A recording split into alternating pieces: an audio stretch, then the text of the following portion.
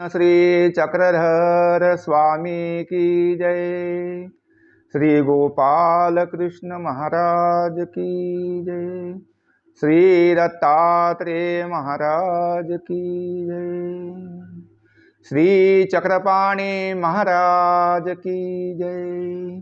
श्री गोविंद प्रभु महाराज की जय। सर्वज्ञ श्री चक्रधर स्वामी की जय।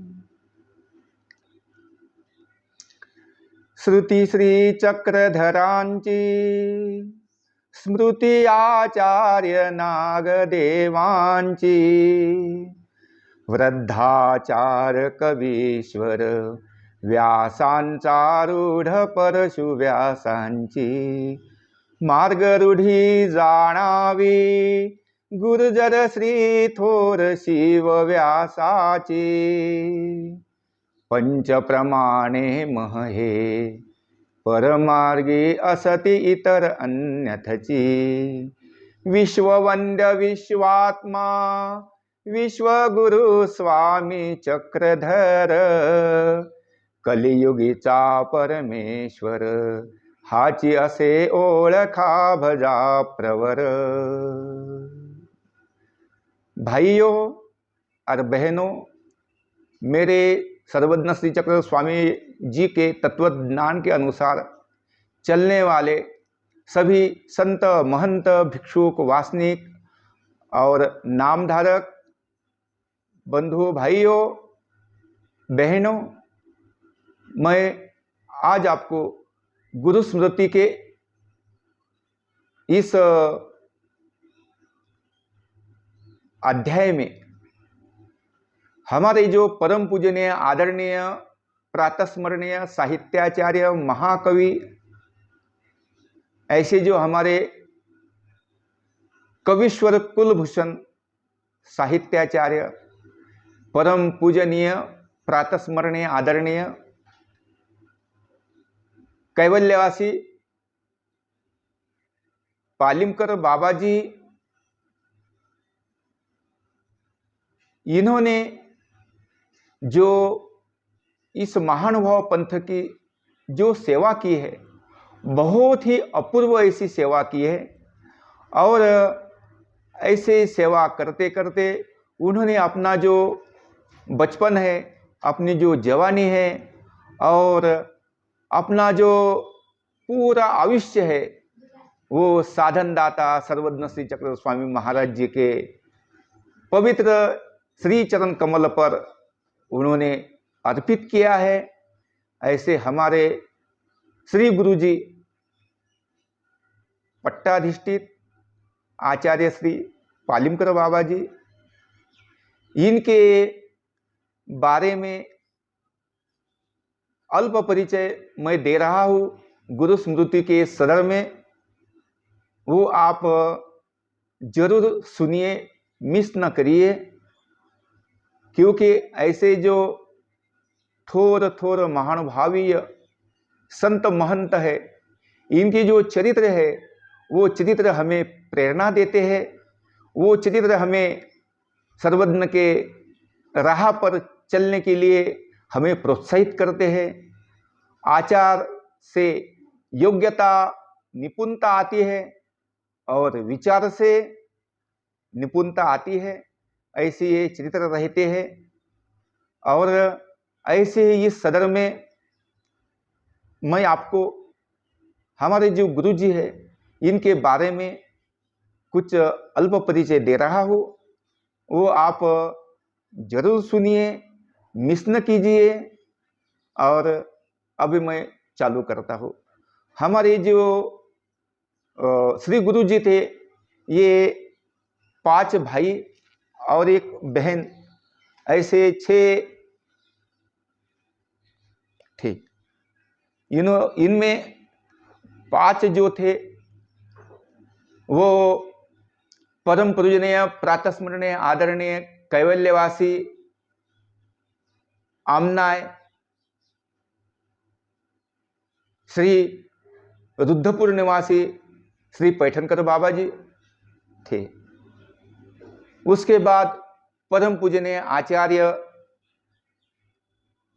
परमेश्वर जिन्होंने प्रिय किया। और मराठी में कहावत है, ज्याला असेल विद्येचा गर्व त्याने वाचावे विराट पर्व। तो वो विराट पर्व के बड़े ज्ञाता थे, बड़े ही ज्ञाता थे। और उन्होंने नासिक जिला नलवाड़ी तालुका डिंडोरी यहाँ पर श्री चक्रधर लीलामृत सिंधु इस ग्रंथ का उन्होंने लेखन किया था। वो ग्रंथ आज ही नलवाड़ी में श्री कृष्ण मंदिर में वो भक्तजनों ने रखा हुआ है। और बाबा जी ने, हमारे परम पूजनीय आदरणीय प्रातस्मरणीय श्री कैवल्यवासी भीमराव दादाजी लखापति, इन्होंने अपूर्व ऐसी पंथ की सेवा की। और उसके बाद जो तीसरे नंबर के थे वो थे श्रीधर दादाजी उर्फ परम पूजनीय आचार्य प्रातस्मरणीय श्री संतराज बाबाजी चांदूर बाजार निवासी। ऐसे हमारे गुरुजी के चौथे भाई थे, तीसरे भाई थे। उन्होंने ही अपने कार्यकाल में बहुत पंथ की सेवा की और बहुत उन्होंने ज्ञानार्जन किया था।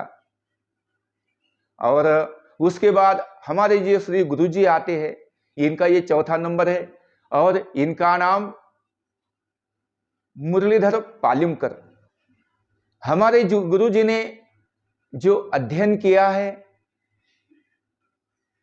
जो हमारे जो पूर्वज थे, परम पूजनीय अर्थात श्रीमान कृष्णराज दादा वाघ, ये पूर्णा काठ पर जो अंचलवाड़ी है, यहाँ के निवासी थे। बड़े ही राजवैद्य और ज्योतिषी थे। और उनकी जो धर्मपत्नी थी, उनका नाम था मैना ईसा। तो मैनाबाई और ये कृष्णराज वाघ, इनको ये 5 पुत्र और 5वें पुत्र थे, 6 पुत्र थे। श्री गोविंदराज दादा गोविंदराज लखापति, जिन्होंने अमरावती में अपना कार्यकाल पूरा किया, उन्होंने पंथ की बड़ी सेवा की है। उसके बाद हमारे जो 5वें जो हमारे गुरुजी के भाई थे, वो परम पूजनीय आदरणीय प्रातस्मरणीय श्री लखापति बाबा जी, यही बड़े विद्वान थे और बड़े ही कवि थे। उन्होंने भी अपने कार्यकाल में सर्वज्ञ श्री चक्र स्वामी महाराज जी की बड़ी ही सेवा की। और सेवा करते करते, भगवान का नामस्मरण करते करते उन्होंने ही अपना देह त्याग किया। और इनकी जो बहन थी, उनका नाम था तपस्विनी भागीरथा बाई। उन्होंने ही मरते दम तक जो रंजले गांजले ऐसे जो आदमी थे, उनकी सेवा करते करते और भगवान के तत्वज्ञान पर चलते चलते अपना देह त्याग दिया। ऐसे ये 6 भाई थे। और जो हमारे जो कृष्णराज बाबा थे, इन्होंने फिर अंचलवाड़ी में, क्योंकि ये तो वाक थे ना, और बड़ी स्टेट थी, 30 तिफन जमीन थी। 4 एकड़ की एक तिफन होती है, ऐसी 30 तिफन जमीन थी पूर्णा के काठ पर। बहुत ही समृद्धशाली ऐसा ये परिवार था। और इस परिवार में परम पूजनीय प्रातस्मरणीय आदरणीय और वैराग्यशील ऐसी लखापति दादा करके ऐसे विरक्त ऐसे बाबा जी वहाँ आया जाया करते थे। और उनसे इनको कृष्णराज वाघ को इनको बोध हुआ, जो मैनाबाई थी उनको भी बोध हुआ, और बाबा जी के आज्ञानुसार जो पांचों भाई और ये जो बहन थी सबको दादाजी के अर्थात लखापति दादाजी के आज्ञानुसार मार्ग में भेज दिया। उन्होंने मार्ग में अपना अध्ययन किया और वो सभी बड़े ही विद्वान हो गए। इतने विद्वान थे कि पूछो मत। मैंने देखा, मैं तो छोटा था जब हमारे गुरुजी चले गए, तो हम सोनूर में थे और सोनूर में भक्त जनता ने कहा कि बाबा जी हमें आपकी महावाक्य की पोथी सुननी है। बाबा जी ने हाँ कर दी और महावाक्य की पोथी सोनूरी में चली। सोनूरी रिद्धपुर के पास है, अमरावती जिला। वहां के जो महाजन थे, वहां के जो सद्भक्त थे, देशमुख परिवार थे, भेले परिवार थे, ऐसे जो कुटुंब थे, उस कुटुंब ने और मेहर थे, इन्होंने बाबा जी को वहां लाया था और महावाक्य की पोथी चली। लेकिन बाबा जी ने उस सवा महीना में कभी भी पोथी नहीं देखी, कोई पक्ष नहीं देखा, कोई टीका नहीं देखी, कोई वचन संबंध नहीं देखा, कुछ भी नहीं। और हमारे जो बड़े भाई थे श्री दत्तराज बाबा जी हिस्वल वाले, वो भी ये कोरोना के काल में भगवान को प्यारे हो गए, तो वो पाठंगन थे और बाबा जी पोथी कर रहे थे, वो पाठंगन थे, वचन बताते थे और उस वचन पर हमारे गुरुजी अपना जो वचन संबंध है, टीका है, सूत्र है, प्रयोग है, शंका प्रयोग, ऐसे सब भक्त जनता को बोध होना चाहिए इस भाषा में वो बताते थे। और ऐसी पोथी मैंने नहीं देखी। तो ऐसे बड़े विद्वान थे। और जो सरस्वती थी, वो तो क्या बात कहूं आपको। उन्होंने श्री कैवल्यवासी प्रातस्मरणीय आदरणीय पट्टाधिष्ठित महाराष्ट्राधिकरण जो चौथे पीढ़ी के जालने के जो बाबा थे, उनके पास उन्होंने ब्रह्म विद्या शास्त्र का अध्ययन किया था। और वैसे ही हमारे जो आचार्य थे, परम पूजनीय प्रातस्मरणीय आदरणीय पट्टाधिष्ठित महदाचार्य कैवल्यवासी श्री पाटोदेकर दरियापुरकर बाबा जी थे, वैराग्य मूर्ति, जिन्होंने पंचालेश्वर को अपने चातुर्मास की थी। ऐसे पाटोदेकर दरियापुरकर बाबा जी बहुत ही विद्वान थे और उनके पास हमारे गुरुजी और प्रातस्मरणीय आदरणीय पट्टाधिष्ठित महदाचार्य श्री अमरावती बडनेरा रोड पर जो बाबा जी का जगत गुरु नागदेवाश्रम है, उसके जो संस्थापक थे श्री परम पूजनीय आदरणीय पट्टाधिष्ठित महदाचार्य श्री कविश्वर कुलाचार्य दरियापुरकर बाबा जी, तब इनका नाम ऋषिराज बाबा ऐसा था, ये पंजाबी थे। लेकिन ऐसे जो कविश्वर कुलाचार्य थे, पाटोदेकर दरियापुरकर बाबा जी, कविश्वर कुलाचार्य, इनके पास हमारे गुरुजी का और ऋषिराज बाबा जी, इनका अध्ययन हुआ था। ये बड़े ही दोनों ही एक दूसरे को बताते थे और पूरा अपना जो गुरुबंधु का व्यवहार था वो उन्होंने मरते दम तक निभाया। ऐसे ये दोनों ही बड़े विद्वान थे। ऐसे हमारे जो मुझे जो बताना था तो वो हमारे गुरुजी के बारे में बताना है। तो इनका अध्ययन ऐसा हुआ था, तो जब हमारे जो गुरुजी थे तो इनकी जो आत्या थी, यानी जो कृष्णराज जी लखापति अर्थात लखापति हो गए थे, लखापति बाबा जी ने उनको संन्यास दीक्षा दिया था। और वो लखापति हो गए फिर। और उनसे उन्होंने अपना शास्त्र का अभ्यास किया और उन्होंने फिर उनको लखापति महंती मिली थी। तो ऐसा ये बड़ा ही विद्वान परिवार था, पांचों भाई और एक बहना, जिन्होंने अपना पूर्ण कार्यकाल सर्वज्ञ श्री चक्र स्वामी जी के आचार पर, विचार पर आचरण करते हुए अपना कार्यकाल समाप्त किया है। हमारे गुरुजी जिन्होंने श्री कृष्ण छंदिक जन्माध्याय लिखा है, उसके बाद श्री दत्तात्रेय महात्म्य अर्थात सिंगवे श्री दत्तात्रेय महात्म्य, ये ओविबद्ध ग्रंथ लिखा है। उसके बाद श्री द्वारावती काल श्री चक्रपाणी महाराज जन्माध्याय, ये ओविबद्ध उन्होंने बाबा ने लिखा है। उसके बाद चौथे अवतार हमारे श्री गोविंद प्रभु, इनका श्री गोविंद प्रभु जन्माध्याय उन्होंने ओविबद्ध लिखा है। उसके बाद सर्वज्ञ श्री चक्र स्वामी महाराज जी का जन्माध्याय उन्होंने लिखा, और श्री चक्र स्वामी जीवोद्धरणाध्याय भी उन्होंने लिखा है। उसके बाद उन्होंने जो कवि रत्न माला है, यानी बाबा जी के समकक्ष, यानी बाबा जी जब तक थे 1990 तक हमारे श्री गुरु जी थे, तो 1990 तक जितने महानुभाव पंथ में जितने कवि हुए हैं, किसी का भी अनादर न करते हुए, किसी का ही द्वेष न करते हुए, सबके नाम लेते हुए कवि रत्नमाला नाम का एक ग्रंथ लिखा है।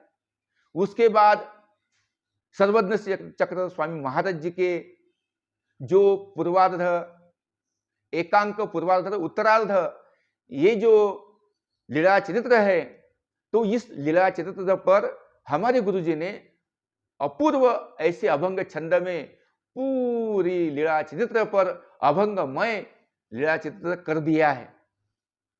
उसका कुछ भाग 1986 में श्री हमारे जो सद्भक्त थे, महान श्रद्धालु थे, ऐसे हमारे यशवंत नाइक तात्या नासिक वाले, इन्होंने एक ग्रंथ छापा था। हमारे गुरुजी विद्वान तो थे, सरस्वती तो थी, लेकिन लक्ष्मी नहीं थी। जिसके पास सरस्वती रहती है उसके पास लक्ष्मी नहीं रहती, और जिसके पास लक्ष्मी रहती है उसके पास सरस्वती नहीं रहती। ऐसा ही नियम है। लेकिन इस पर कभी कभी नियम को अपवाद रहता है, जिसके पास सरस्वती है और लक्ष्मी ऐसे बहुत कम रहते हैं। लेकिन हमारे गुरुजी के पास सरस्वती बहुत थी, उन्होंने बहुत सारे ग्रंथ लिखे। मैंने उनको कभी भी ऐसे विफल गप्पा मारते हुए बैठे हुए ऐसे मैंने कभी नहीं देखा। एक तो वो नामस्मरण करते थे, नहीं तो वो लिखते थे। सर्वज्ञ श्री चक्र स्वामी महाराज जी के लीला चित्र वो लिखते थे, ऐसे मैंने देखा। मरते दम तक वो यही काम करते रहे, नामस्मरण लीला स्मरण हे देख लेते। इसे 8 विजय जैसे स्वामी जी को देखा है अपने स्मृति के आधार पर, उसी प्रकार ही उसका चिंतन करते हुए सर्वज्ञ श्री चक्र स्वामी महाराज जी के साधन दाता पंच अवतार का स्मरण करते हुए उन्होंने जो जो लीलाएं की है वो उन्होंने पंक्तिबद्ध की, ओविबद्ध की, छंदिक जन्माध्याय लिखा, जो आज भी अरे गहरे उसका अर्थ भी नहीं कर सकते हैं। विद्वान ऐसे वो बड़े विद्वान थे। उन्होंने सब महानुभाव पंथीय साहित्य का अभ्यास तो किया था, ब्रह्म विद्या शास्त्र का अध्ययन तो किया था, लेकिन व्याकरण शास्त्र, नीति शास्त्र, इसका भी उन्होंने पूरा अभ्यास किया था। ऐसे हमारे श्री गुरु जी थे। और जब हम उदापुर में थे, क्योंकि ये जो महंती मिली है पालिमकर, आचार्य श्री पालिमकर, ये जो बाबा जी को महंती मिली है, ये 1947 में जब भारत आजाद हो गया, तब ये महंती नारायण राव पुंड जो अभी स्वर्गवासी हो गए हैं, तो उनके जो गुरुजी थे, प्रातस्मरणीय आदरणीय पट्टाधिष्ठित गंगाधर शास्त्री पालिमकर महंत, इनके जो जो बड़े ही प्यारे शिष्य थे उदापुर वाले नारायण राव जी पुंड, तो मरते समय उन्होंने अपने शिष्य को कहा, हे नारायण, एक तो तू अभी तूने पूरा अभ्यास कर लिया है, एक तू सन्यास हो जा और ये महंती ले ले। अगर ये नहीं कर सकता तो कोई बड़ा ज्ञानी देखकर उसको ये महंती दे दे। और उन्होंने हाथ जोड़ के कहा था कि गुरुजी आप जैसे कहते वैसे करूंगा। लेकिन उनके कार्यकाल में वो सन्यासी नहीं हो सके, लेकिन गुरुजी का जो शब्द था वो पूरा करने के लिए उन्होंने हमारे जो गुरुजी थे, यानी प्रातस्मरणीय आदरणीय मुरलीधर लखापति, जो पढ़ रहे थे बाबा जी के आश्रम में, जो कासार बाबा जी थे, महाराष्ट्राधिकरण शिवलीकर बाबा जी इनके पास पढ़ रहे थे, तो उनको पता चल गया, तो उन्होंने हमारे जो काका जी थे, यानी संतराज बाबा जी हर दिन हर समय उदापुर में जाते थे और उन्होंने ये बताया कि मेरे गुरुजी ने तो ऐसा बताया, तो बाबा जी ने बताया तो मेरा भाई है, हाँ, मुझसे छोटा है और वो पढ़ रहे हैं, बड़े विद्वान हैं और शास्त्र के बड़े जानकार है, अच्छे विद्वान है, उनको आप ये महंती दे दो। ये सुझाव सुनकर वो नारायण राव जी पुंड, इन्होंने बाबा जी के वचनानुसार हमारे गुरुजी को वो 1947 में महंती दी थी, पालिमकर, आचार्य श्री पालिमकर। और ये जो पालिमकर घराना है, तो ये गोपाल पंडित पालिमकर, यानी पालिम के पंडित थे। पालम ये हमारे जो पूर्वज थे गोपाल पंडित, इनका ये गांव था पालिम, और बड़े ही विद्वान थे गोपाल पंडित पालिमकर। पालिम के होने के कारण उनको पालिमकर ये संज्ञा मिल गई है, जैसे बिड़ के बिड़कर हो गए हैं, हाँ? ऐसे पालिम के पालिमकर हो गए हैं। वहां जहांगीरी का मठ है, पालिमकर पीढ़ी का जहांगीरी का मठ पालिम में है, फुलारी मठ कहते हैं उसको। लेकिन हमारे गुरुजी कहीं भी रुके नहीं, उदापुर में उन्होंने हमें दीक्षा दे दी। बड़े बड़े संत महंत आए थे, परम पूजनीय आदरणीय प्रातस्मरणीय जो जो आमनाए थे, उपाध्याय आमनाए श्री आदरणीय प्रातस्मरणीय आचार्य श्री प्रभाकर शास्त्री जी यक्षदेव बाबा जी, ये हमारे दीक्षा में शामिल हुए थे। वैसे परम पूजनीय आदरणीय प्रातस्मरणीय आदरणीय आमनाय आचार्य श्री पैठनकर बाबा जी, ये भी उपस्थित हुए थे। उनके साथ अभी जो आचार्य आमनाय आचार्य प्रातस्मरणीय आदरणीय श्री पैठनकर बाबा जी अभी जो है ये भी आए थे, और उनके सहयोग से हमारी दीक्षा उदापुर में हुई थी। ये उन्होंने बहुत बड़ा कार्य किया। उनको हम दोनों शिष्य थे, दत्तराज बाबा, दत्त प्रसाद पालिमकर और राजधर पालिमकर, ऐसा उन्होंने हमारा नामकरण किया था बाबा जी ने।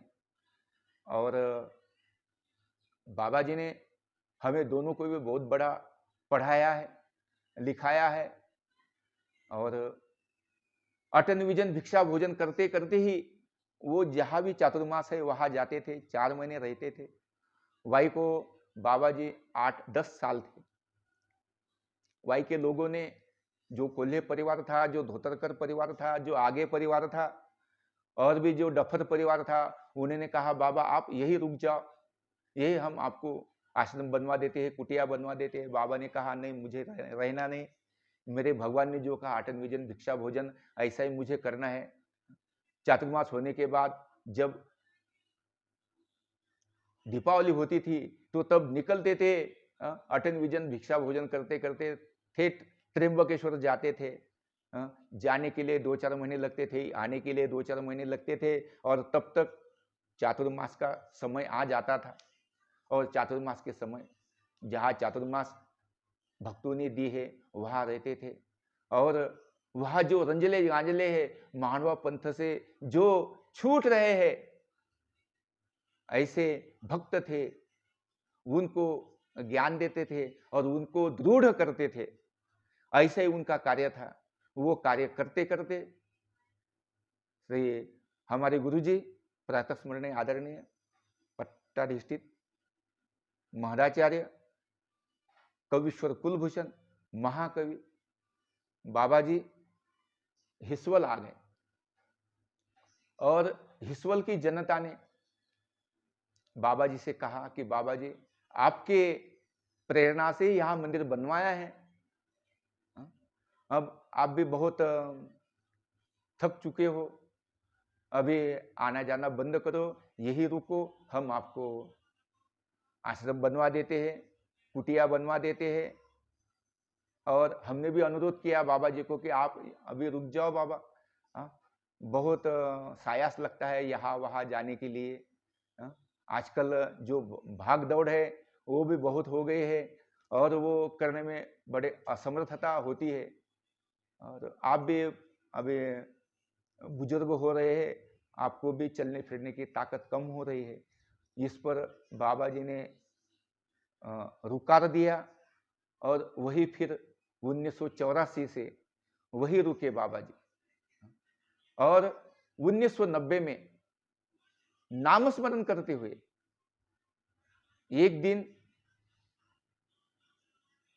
हमारे तात्या यशवंत नाइक तात्या नासिक से आए और बोले, बाबा जी मुझे पंचावतार करने का है, आप मुझे तारीख दे दो।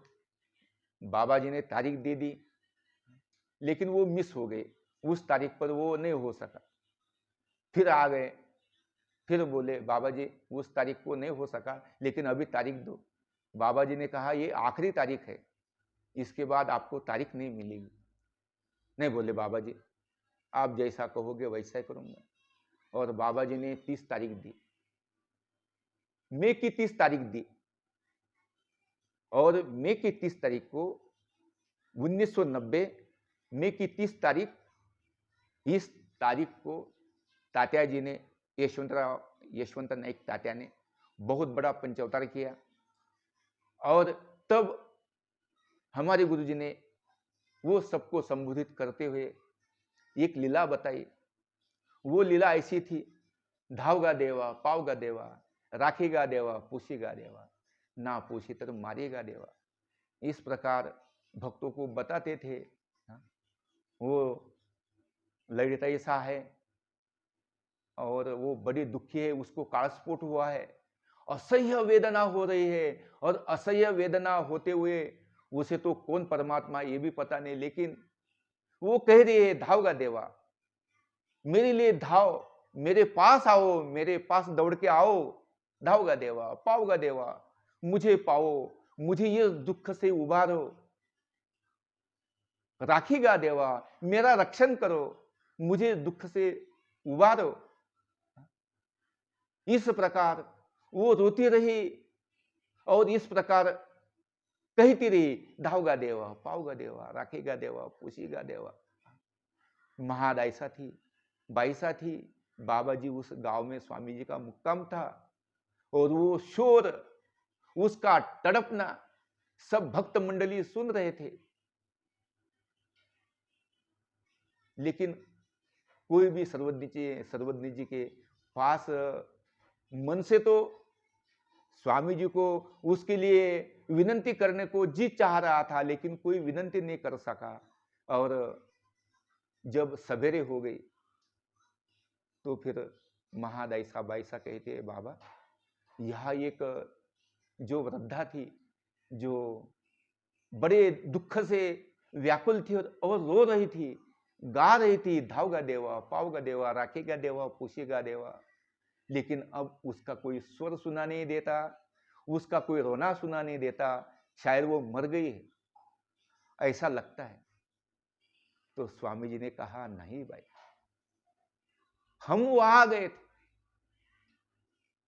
यानी सर्वज्ञ चक्र स्वामी महाराज वो जो ललिता थी उसके पास गए, उसका जो काला स्फोट था वो स्वामी ने फोड़ दिया और उसमें अपनी जो पीक थी, जो तांबुल की पीक थी, वो पीक उस फोड़ पर लगा दी थी और वो फोड़ फूटने के कारण वो अभी शांति से सो रही थी। ऐसा मेरा दयालु पर ब्रह्म परमेश्वर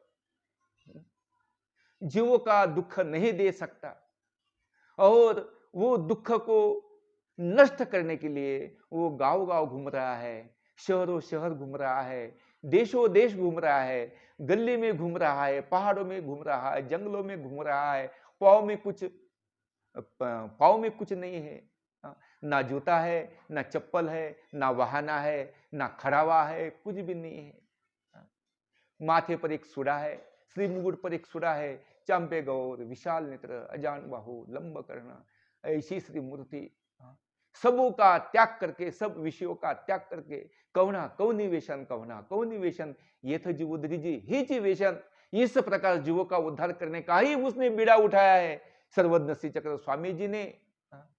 और वो उठा रहे हैं, भक्तों का दुख दूर कर रहे हैं, भक्तों का दर्द दूर कर रहे हैं। तो फिर महादायसा और वो दोनों गए तो वो कासपुट फूटा था और वो आराम से सो रही थी। ये लीला हमारे गुरुजी वो भक्तों को सुना रहे थे और सुनाते सुनाते बाबा जी की आंखों में आंसू आ गए। धावगा देवा उसके सिवा अपना कौन है। इस प्रकार बाबा जी सुना रहे थे, सब जो भक्त मंडली थी सब के आंखों में आंसू आ रहे थे। वो मैंने अपने आंखों से देखा। 90 साल की बात है, 1990 की। मैं 1984 में मैं शास्त्री हो गया। मेरा पूरा अध्ययन मेरे गुरु जी के पास ही हुआ और कुछ अध्ययन परम पूजनीय प्रातः स्मरणीय आदरणीय हमारे जो संवत्सर निवासी श्री गुरुवर्य थे कैवल्यवासी श्री राधर बाबा जी और वैसे आदरणीय प्रातः स्मरणीय श्री गुरुवर्य श्री मामा जी, इनके पास मेरा अध्ययन हुआ है। उसके बाद हमारे जो गुरुजी थे आदरणीय प्रातः स्मरणीय और सभी से समरस होने वाले ऐसे हमारे आंबे वड़गांव के निवासी श्री आदरणीय प्रातः स्मरणीय श्री गुरुवर्य श्री येड़मकर बाबा जी, इनके पास ही मेरा अध्ययन हुआ है। और उसके पहले मेरा जो अध्ययन हुआ है, बचपन का जो मेरा अध्ययन हुआ है, हम तो अमरावती में निवास करते थे। जो हमारे गुरुजी थे चौथे पीढ़ी के, जो हमारे गुरुजी थे प्रातः स्मरणीय आदरणीय कविश्वर कुलाचार्य, ज्ञान भक्ति वैराग्य युक्त ऐसे सत्पात्र जिन्होंने महानुभाव आश्रम की अमरावती में स्थापना की, ऐसे हमारे परम पूजनीय आदरणीय श्री गुरुवर्य श्री कारंजेकर बाबा जी, मुरलीधर बाबा जी, इनके ही आश्रम में हमारा बचपन गया है। उनके ही संग में, उनके ही सानिध्य में जो हमारे बाबा जी थे परम पूजनीय आदरणीय प्रातः स्मरणीय श्री गुरुवर्य कविश्वर कुलाचार्य श्री कारंजेकर बाबा जी, हमारे बालकृष्ण बाबा जी, इनका भी मुझे सहवास मिला। उसके बाद परम पूजनीय प्रातः स्मरणीय आदरणीय कविश्वर कुलाचार्य, जिन्होंने जैसे परशुराम बास रामेश्वर बास ने गगन को गवसनी डाली थी अपने ज्ञान से, ऐसे ही परम पूजनीय आदरणीय श्री गुरुवर्य, जिन्होंने मुझे श्रीमद् भगवद गीता और उसके साथ तीर्थ मालिका उन्होंने मुझे सुनाई। हमारे बहुत ही प्यारे ऐसे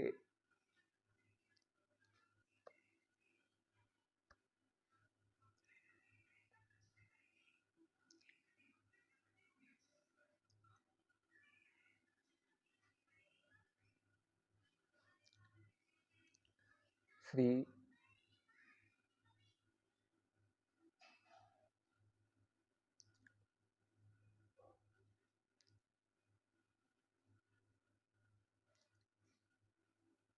कवीश्वर कुलाचार्य,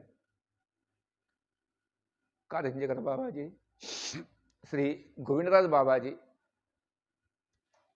इनका ही मुझे ज्ञान प्राप्त करने का सौभाग्य मिला। और ये जो धावगा देवा, पावगा देवा, राखेगा देवा, पोषेगा देवा, इस लीला को बताते हुए हमारे श्री गुरु जी के नेत्रों में आंखों में आंसू आए थे, और जो भक्त मंडली थे उनके भी आंखों में आंसू आए थे। ऐसी लीला हमारे गुरु जी ने बताई, वो कार्यक्रम हो गया। और उसके बाद 1900 यानी जून के 9 तारीख को प्रातः 4 बजे नामस्मरण करते हुए हमारे जो गुरु भाई थे दत्त प्रसाद यानी दत्तराज बाबा, उनको कहा, दत्त प्रसाद, मैं नहीं था, मुझे बाबा जी ने वडनेर भुजंग भेजा था। मैं वडनेर भुजंग को बाबा जी के निमित्त से खेत लगाने के लिए गया था। यहाँ वो दत्तराज बाबा जी थे, उनको कहा कि अभी तू पारण कर, और 3 बजे से उनको पारण करने के लिए बिठा दिया। और अभी तो श्रावण ये अपना बारिश का समय शुरू हो गया था ना, 9 तारीख थी जून की, बारिश हो रही थी। और बाबा जी वो जो 2 खोलियां बनाई थी बाबा जी ने, वो खोली में थे। हम सब यानी तात्या जी थे, कस्तूराबाई थी, दत्तराज बाबा थे, और जो गांव के लोग थे, आपा साहब थे, मानिकराव तात्या थे, ऐसे जो गांव के लोग थे वो भी थे। और अगली यानी पहली रात्रि यानी 8 तारीख की रात्रि को दत्तराज बाबा जी और गांव के लोग बाबा जी को बोलने गए, चलो हम आपको अस्पताल ले जाते हैं। तो बाबा जी ने कहा, आज मुझे कहीं जाना नहीं, कल आप मुझे जहां ले चलते हो वहां चलो, ये कहा था। और रात के 2 बजे के बाद नामस्मरण चालू हुआ था बाबा जी का। दत्तराज बाबा जी को कहा था कि आप भी नामस्मरण करो, पारायण करो। उनको कौन सा करने का, उनको कहा संकष्ट वर्ष पंजोदय का करो, दत्तात्रेय महात्म्य का करो, दत्तात्रेय कवच का करो, इस प्रकार बोला। और संकष्ट नाशक स्तोत्र, संकष्ट हरण स्तोत्र, ऐसे उनको श्रीमद् भगवद गीता बताया। और वो करने लगे। 4:45 बज रहे थे, और बाबा जी बोले, अभी मुझे मंदिर के जो सभा मंडप है उसमें ले चलो। और दत्तराज बाबा जी ने कहा कि बाबा जी उधर तो पानी आ रहा है, नीचे गीला है। उनको लगा कि ये मुझे वहां नहीं ले जाएगा, तो वैसे उठ गए अपने खोली से, वैसे वो आ गए। उसके पीछे हमारे जो यशवंत तात्या थे, उन्होंने वो बाबा जी का जो बेड था वो बेड लिया और वहां डाल दिया। बाबा जी वो बेड पर बैठ गए। कस्तूरबाई जी को कहा कि मुझे मूर्ति करवाओ, हमारी जो पीढ़ी की मूर्ति है, हमारे कभी पालिमकर पीढ़ी में सर्वतीर्थ का विशेष है, यानी 1650 तीर्थों का विशेष है। जो हमारे तीसरे आचार्य थे गुरुदर्शी शिव व्यास, इन्होंने जब स्थान की शोधनी करके बांधने की, तब उन्होंने ये छोटे छोटे जो विशेष थे सर्वतीर्थ के, वो एकत्रित करके एक सर्वतीर्थ बनाया है, और वो हमारे पीढ़ी में है।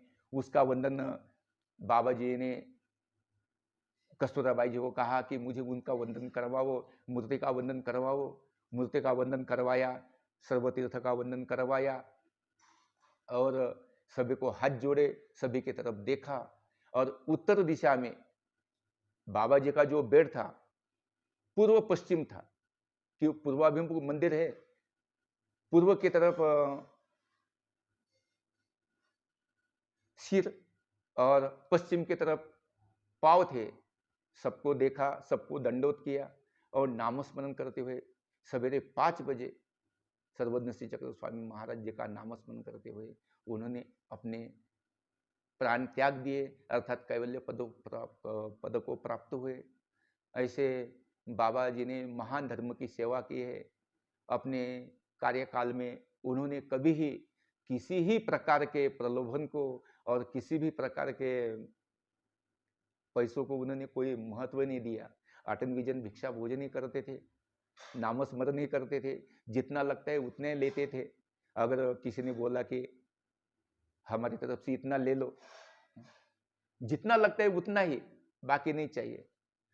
एक प्रसंग की बात है, हम अकोले जिले के एक गांव है, उगले का ऐसा कुछ वो गांव का नाम है, गंगाझरी नागझरी स्टेशन है, वहां से वो गांव को जाना पड़ता है। उस गांव को गए, हमें दांडी पूनम के लिए हमारा जालिका देव आना था और पैसे किसी के पास नहीं ना। हम उस गांव में गए, उस रात रुके, दूसरे दिन बाबा जी गांव में गए तो एक भक्त मिल गया, उसको बताया कि हमें जालिका देव जाना है और हमारे पास पैसे नहीं है, हम 5-6 लोग हैं। उन्होंने हाथ जोड़कर कहा, बाबा जी आपको कितने पैसे चाहिए? बाबा जी ने हिसाब लगाया और बोले 20 रुपए लगते। उस भक्त ने 50 रुपए बाबा जी की पूजा की, बाबा जी के हम सबको खाना खिलाया और फिर हम वहां से गंगाझरी स्टेशन पर आकर मलकापुर आकर फिर मलकापुर से जालिका देव आ गए। इतने वीतरागी सन्यासी थे, ऐसा जीवन जगे। इसी कारण मरते समय उनको कोई प्रलोभन नहीं था, कोई नहीं, नामस्मरण करते करते उन्होंने देह त्याग किया। ऐसे हमारे गुरु जी का अल्प परिचय था, वो आप सभी ने सुन लिया। इस परिचय से, इस चरित्र से हमको ये शिक्षा मिलती है, जितना लगता है उतना ले लो, अपना जो काम भाग सकता है उतना ही करो, नामस्मरण करो, पारायण करो और भगवान को प्यारे हो। इस प्रकार मैं कहते हुए आप सभी से विदा लेता हूँ। अगर आपने पालिमकर शास्त्री जी इस चैनल को सब्सक्राइब नहीं किया होगा तो कर लीजिए और ऐसे ही गुरु स्मृति में जो महान महान आचार्य है उनके चरित्र आपके पास आएंगे। ऐसे ही स्वामी जी की लीलाएं है वो आपको इस चैनल के माध्यम से आपको मिलेगी। स्थानों की लीला और श्रीमद् भगवद गीता का उच्चारण कैसा है ये हम बता रहे हैं। इस प्रकार आपसे फिर अनुरोध करते हैं, आपको फिर सभी को दंडवत करते हैं और जय श्री महानुभाव और आप सभी को दंडवत प्रणाम।